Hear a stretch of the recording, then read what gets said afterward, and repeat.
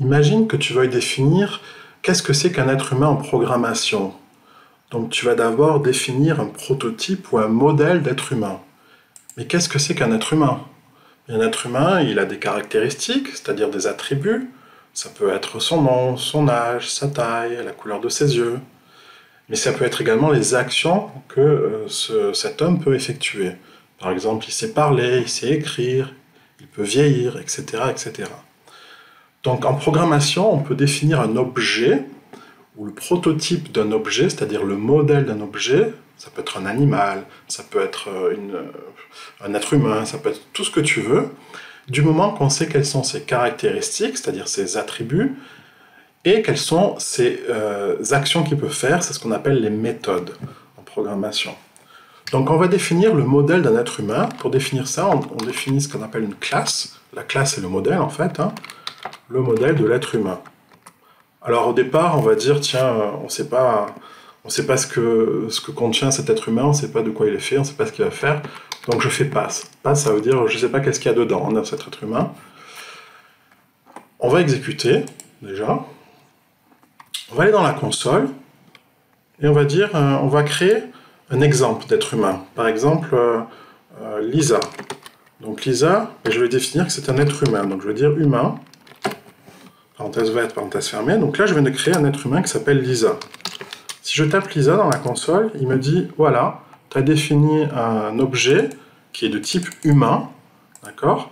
Effectivement, j'ai défini Lisa, qui est de type humain, et il me met un charabia ici, tu vois, il met OX, O3, 5, etc. En fait, ça veut dire qu'il a créé dans son espace mémoire un objet qui s'appelle Lisa. Donc ça, c'est la mémoire, en fait, hein, c'est l'espace mémoire de l'ordinateur. Je peux créer un autre objet, c'est-à-dire un autre exemple d'humain, je vais l'appeler par exemple Hugues, il y a un H ou je ne sais plus. Bon. Et on va dire que c'est aussi un être humain. Humain, hop, voilà, j'appelle Hugues, voilà, et il me dit, ah ben voilà, tu as défini un autre objet, qui est un humain aussi, de type humain, mais cette fois, il n'est plus au même endroit, tu as vu, OX03F, alors que là c'était OX035, donc c'est pas la même adresse. Dans la mémoire de l'ordinateur, on a deux objets différents, deux êtres humains différents, que sont Lisa et Hugues.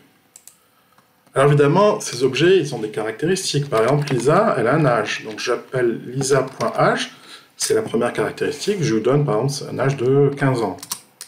Ok, alors voyons s'il a bien compris. Donc je fais Lisa.âge, et il me fait, c'est bien 15. Donc j'ai une première caractéristique de Lisa. Je fais la même chose pour Hugues. Donc je fais Hugues.âge, je lui définis un âge, je lui dis c'est 16 ans. Okay, donc je lui demande maintenant quel est l'âge de Hugues, Hugues.âge, et il me fait ben, c'est 16. Okay.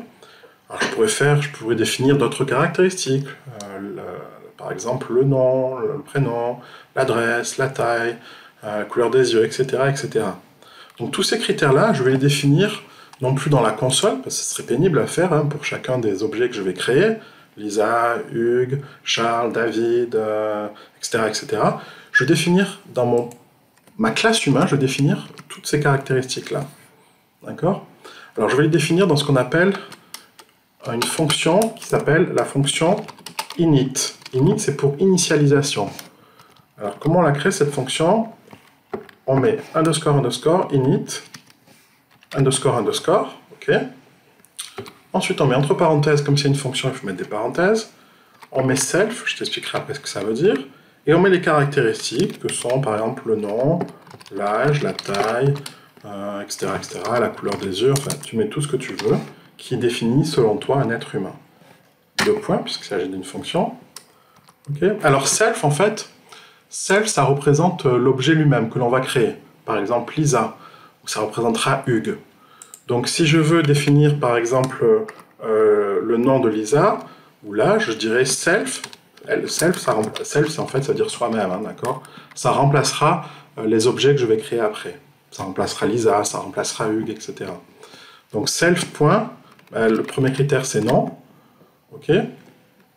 Et donc je vais lui donner le nom que j'aurais défini.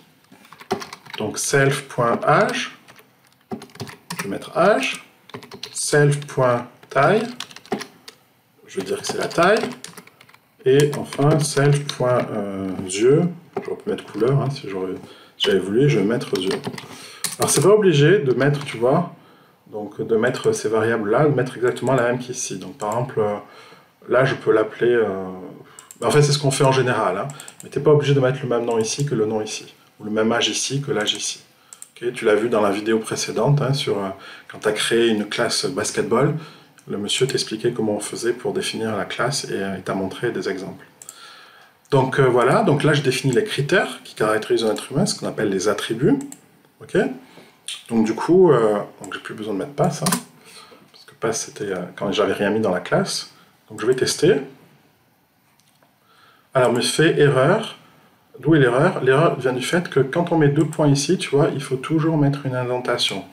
Donc tout ceci va être indenté, c'est-à-dire avec un espace.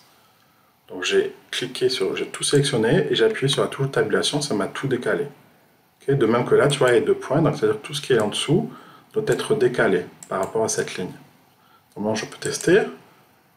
Ah, voilà, il n'y a aucune erreur. Donc j'ai bien créé une classe d'être humain avec les caractéristiques qui sont propres à chaque être humain.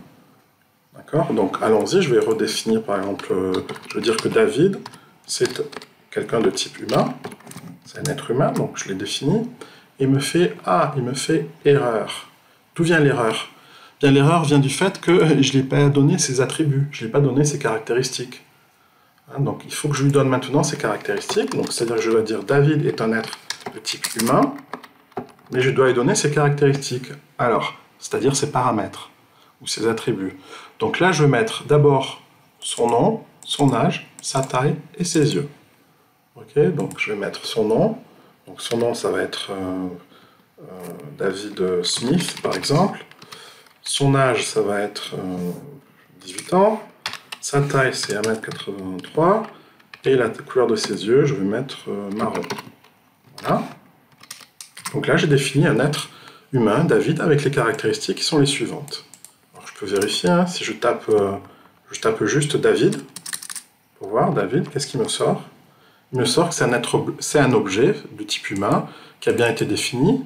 Alors, il ne me redonne pas ses caractéristiques. Si je veux les faire apparaître, il faut que je dise David, non. D'accord? Donc, ça veut dire quel est le nom de David? Il me dit c'est Smith. Maintenant, je fais David.l'âge. Il me dit c'est 18 ans.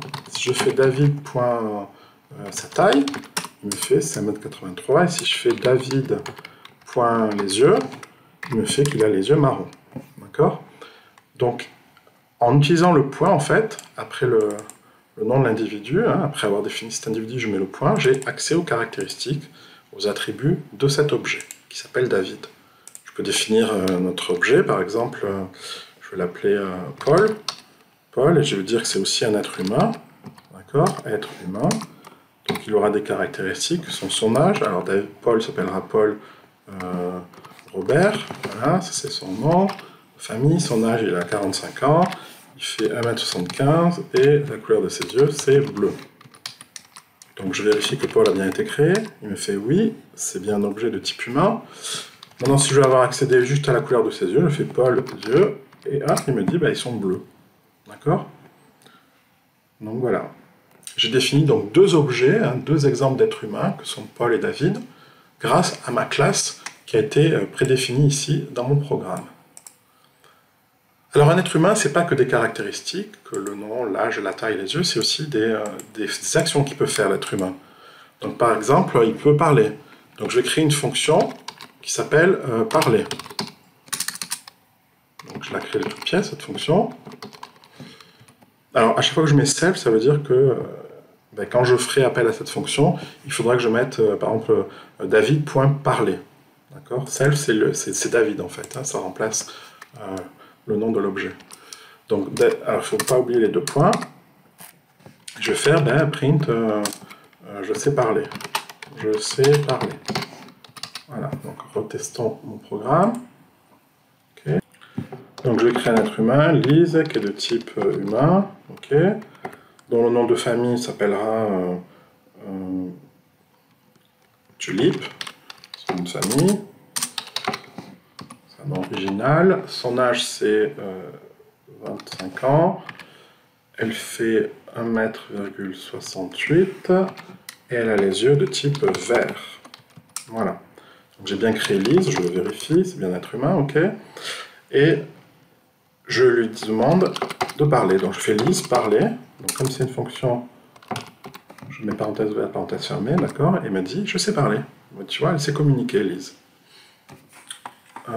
Alors si j'avais défini David, pareil, c'est un être humain, voilà, voilà, Smith, etc., etc.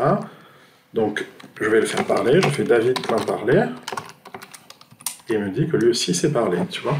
Donc deux objets qui utilisent cette fonction parler qui est définie dans la classe des humains.